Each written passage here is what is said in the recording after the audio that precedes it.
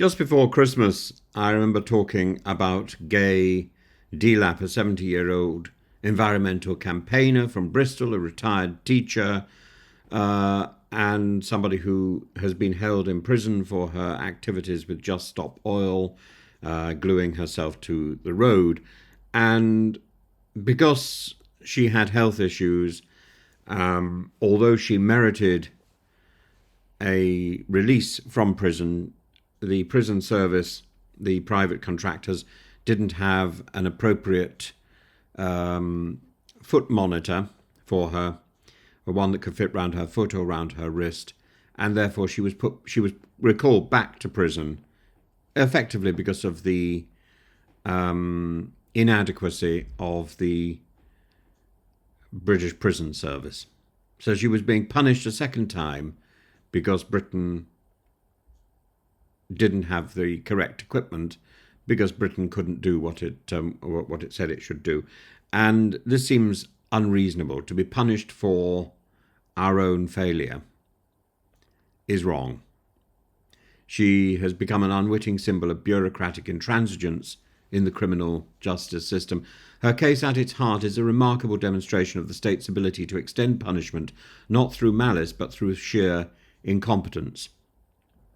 Gaie Delap was sentenced to 20 months in prison for her role in a protest that blocked the M25, a form of civil disobedience aimed at drawing attention to the climate crisis. And whatever one's views on the merits of direct action, the proportionality of such a sentence is worth scrutinising, particularly when compared to more lenient punishments handed down for more violent offences. However, the real scandal emerged not from her initial sentencing, but from the Kafkaesque farce that has followed. Having been released on home detention curfew, Delap was subsequently recalled to prison not for reoffending, not for breaching her conditions, but because the Ministry of Justice couldn't find an electronic tagging tag small enough to fit her wrist.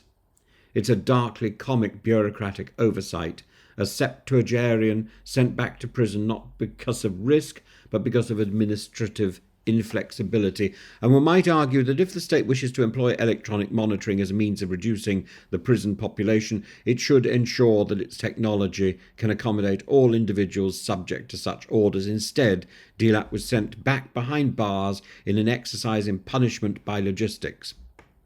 The Ministry of Justice's response was both predictable and chilling. Their position, as they told the BBC, was that if an offender cannot be monitored in the community electronically, they must be returned to prison regardless of whether this is or is not their fault. The underlying assumption here is that one of technological determinism is at play. If a system fails to accommodate someone, the individual, not the system, must bear the consequences. After weeks of pressure and an open letter from family and friends, Delap was finally released on the 31st of January once a tag had been sourced that would fit her. But this is not, as her supporters have rightly pointed out, the end of the matter. Her case has thrown a spotlight on wider issues within the penal system, the arbitrary nature of recall, the impact of protest policing, and the treatment of elderly and vulnerable prisoners. Her brother, Mick Delap, has spoken of the need to remember that many others, particularly women, are serving equally unjust terms of recall. This is a broader issue that extends far beyond the environmental protest movement. Prison recall rates have soared in recent years, often for administrative breaches rather than new offences, and the impact is severe.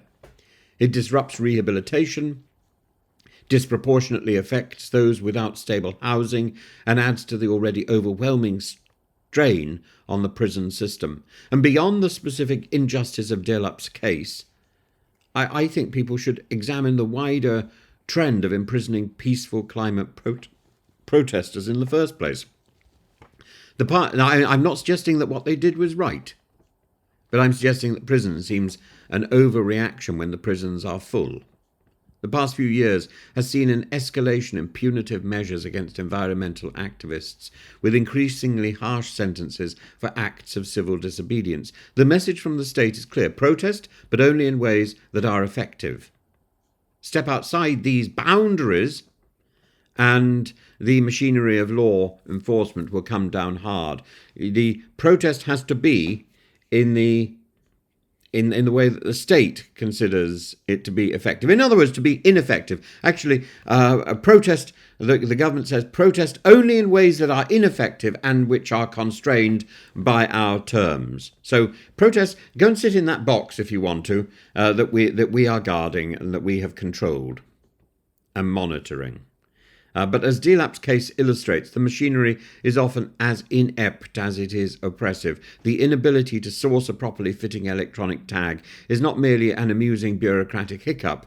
It's a symptom of a system that prioritises punishment over pragmatism, deterrence over proportionality, and process over common sense. So what happens now? Delap's home detention curfew is set to end on the 7th of April. But her supporters are not resting. They're pursuing the annulment of the 20 days she was unlawfully at large, an absurd charge given that her predicament was entirely the fault of the authorities. They are also considering a complaint to the Prisons and Probation Ombudsman, and the Court of Appeal may yet weigh in. As for the broader conversation, her case should serve as a catalyst for re-evaluating our approach to protest policing, the use of prison recall, and the way we deploy electronic monitoring. If our justice system cannot distinguish between a genuine risk to the public and an elderly woman trying to follow the conditions of her release, it's a system in desperate need of reform. Delap's story is not just about one woman's imprisonment, it's about the way the state wields power, the consequences of unthinking bureaucracy, and the ever-narrowing space for protest in modern Britain. If nothing else, it should make us ask whether our justice system is truly serving the public good, or whether, like Delap's ill-fitting tag, it is simply a poor fit for the reality it is meant to address.